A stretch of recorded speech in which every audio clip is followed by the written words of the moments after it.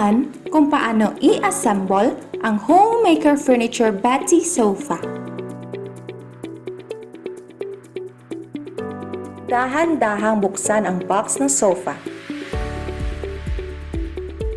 Ang box ng Betsy Sofa ay may laman na 1 main sofa frame, 2 seating foams, 2 side cushions, 3 backrest cushions, 4 legs, and screws.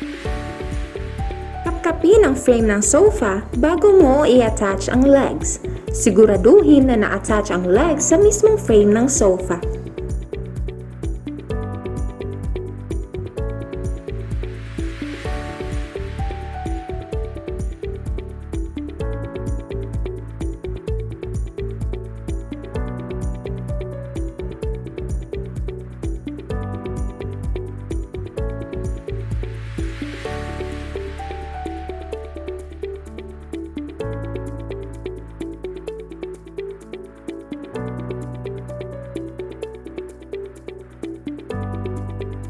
Ang pag-attach ng legs ay naka-diagonal position. Siguraduhin na naka-align ang leg stand sa mismong corner ng sofa.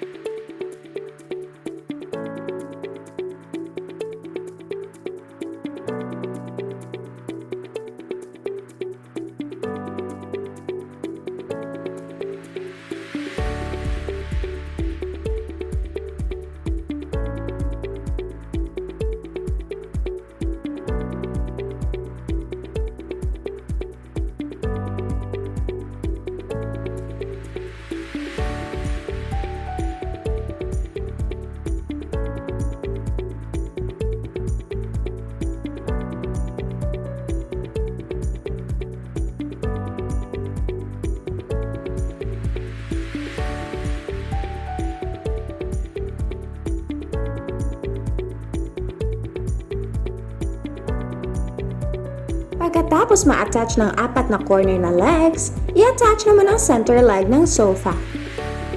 Ang center leg ay adjustable.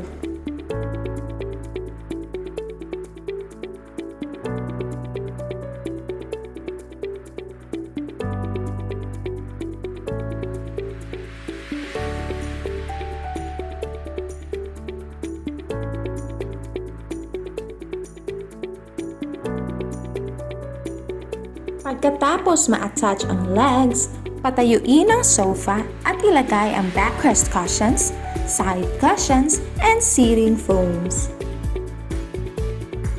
Ang cushions ng Betsy Sofa ay removable at washable.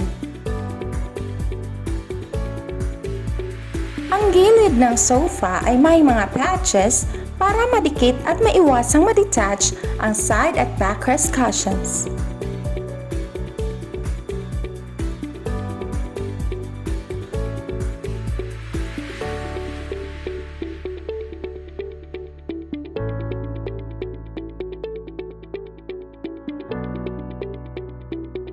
Salamat sa panonood!